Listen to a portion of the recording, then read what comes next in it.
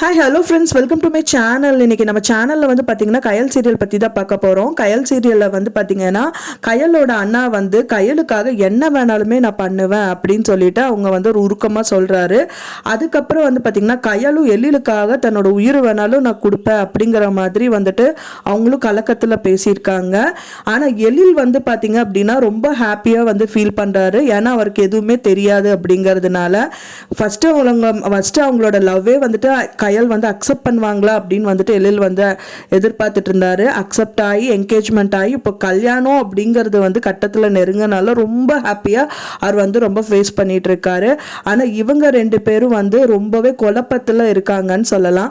அதை பற்றி தான் வந்துட்டு கம்மிங் எபிசோடில் வந்து சுவாரஸ்யமாக காமிக்க இருக்காங்க. வாங்க நம்ம சேனல்குள்ளே போகலாம். இதுக்கு முன்னாடி ஃபர்ஸ்ட் டைம் இப்போ தான் நம்ம வீடியோவை பார்க்குறீங்க அப்படின்னா மறக்காமல் நம்ம சேனலை சப்ஸ்கிரைப் பண்ணிடுங்க. கயலுக்காக வந்து அவங்க அண்ணா வந்து மூர்த்தி என்ன வேணா பண்ணுவேன்னு சொல்லிட்டு அவங்க ஒய்ஃப் கிட்ட சொல்லிட்டு இருக்காரு. அவங்களுக்கும் அவங்க ஒய்ஃபுக்கு மட்டும்தான் தெரியும். அவங்க பெரியப்பா வீட்டில் வந்துட்டு அவர் லெட்டர் எழுதி சைன் பண்ணி கொடுத்துட்டு வந்திருக்காரு அப்படின்னு சொல்லிட்டு அதில் வந்து அவங்க குடும்பமே அடிமை அப்படிங்கிற மாதிரி அவர் எழுதி கொடுத்துட்டு வந்துட்டு இருக்காரு. அவங்க கேட்குறாங்க, எதுக்காக லெட்டர் எல்லாம் எழுதி கொடுத்துட்டு வந்தீங்க அப்படிங்கும்போது அவளுக்காக நான் என்ன வேணாலும் பண்ணுவேன். ஏன்னா ஒரு கட்டத்தில் வந்து அவள் குடும்பத்தையே வந்துட்டு தாங்கி நிறுத்தினா அவளுக்காக அப்பா பார்த்தீங்கன்னா மூர்த்திக்கு வந்து குடிச்சிட்டு குடும்பத்தை பார்க்காம அப்படிதான் இருந்தார். அதனால வந்துட்டு அவருக்கு இப்போதான் மனம் ரொம்ப கஷ்டமாகி அவங்க அப்பாவும் இல்லாத ஃபீல் பண்ணதுனால கயலுக்காக நான் என்ன வேணாலுமே பண்ணுவேன், அப்பா இல்லாத இடத்த வந்து பெரியப்பா நிரப்பணும் அப்படிங்கிறதுக்காக நம்ம குடும்பமே அவங்களுக்கு அடிமையானாலும் பரவாயில்ல அப்படிங்கிற மாதிரி வந்து ஒய்ஃப் கிட்ட சொல்லிட்டு இருக்காரு.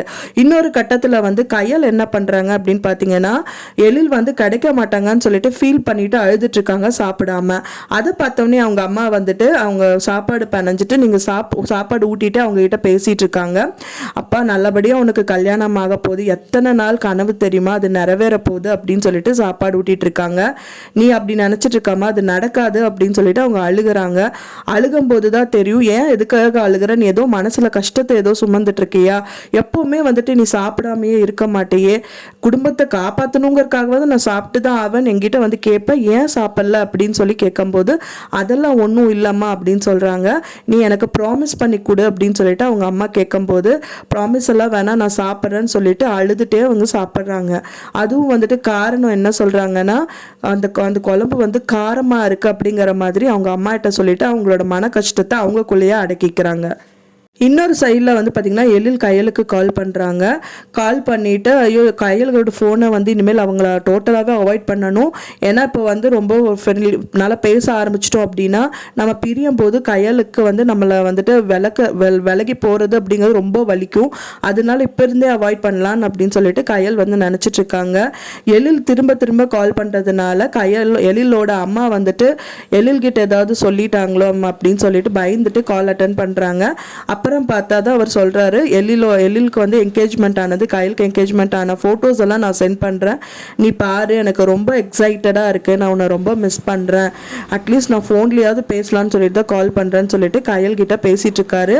அவங்களால சுத்தமாகவே கயல்னால முடியல, ரொம்ப முடியாமல் அழுதுட்டு இருக்காங்க. எழில் எப்படியாவது வந்து இந்த விஷயத்தை எல்லாம் தெரிஞ்சுட்டு தவிடுபடி ஆக்கி எழில் வந்து கயலை கல்யாணம் பண்ணிப்பாங்க அப்படின்னு நினைக்கலாம். கண்டிப்பாக அவங்களுக்கு வந்து ரெஜிஸ்டர் மேரேஜ் நடக்கிறதுக்கு சான்சஸ் இருக்குது. ஏன்னா வந்து கயல் கண்டிப்பாக அக்செப்ட் பண்ண மாட்டாங்க.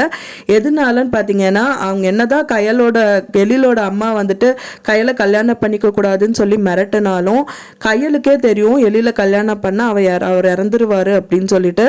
அதனால இதெல்லாம் வந்து தவிடுபடி ஆக்கிறதா வந்துட்டு ரெஜிஸ்டர் மேரேஜ் பண்ணுறதா இருக்கலாம். ஆனால் கையிலுக்கே தெரியாமல் அவர் தாலி கட்டுறதாகவும் இருக்கலாம். இல்லைன்னா வந்துட்டு இதெல்லாத்தையும் வந்துட்டு முறியடிச்சிட்டு ரெண்டு குடும்பமும் வந்து சேர்ந்து இந்த கல்யாணத்தை நடக்கிறதாகவும் இருக்கலாம். எப்படி ஆனாலும் எழில் கயலோட கல்யாணம் நடக்கும். ஆனால் வந்து கொஞ்சம் டிலே ஆகும் அப்படின்னு எதிர்பார்க்கலாம். நீங்கள் உங்களோட கமெண்ட்ஸை மறக்காமல் எனக்கு வந்து ஷேர் பண்ணுங்கள் ஃப்ரெண்ட்ஸ். இல்லை நான் சொன்ன தகவல் விட உங்களுக்கு எந்த விதத்தில் கயலுக்கும் எழிலுக்கும் கல்யாணம் ஆனால் நல்லாயிருக்கும் அப்படின்னு நீங்கள் எதிர்பார்க்குறீங்க எனக்கு கமெண்டில் ஷேர் பண்ணுங்கள். மேலும் நான் என்னோட சேனல் அப்டேட்ஸ்க்கு வந்துட்டு மறக்காமல் நம்ம சேனலை சப்ஸ்கிரைப் பண்ணுங்கள், லைக் பண்ணுங்கள், ஷேர் பண்ணுங்கள். நெக்ஸ்ட் வீடியோவில் பார்க்கலாம். தேங்க்ஸ் ஃபார் வாட்சிங் மை ஃப்ரெண்ட்ஸ்.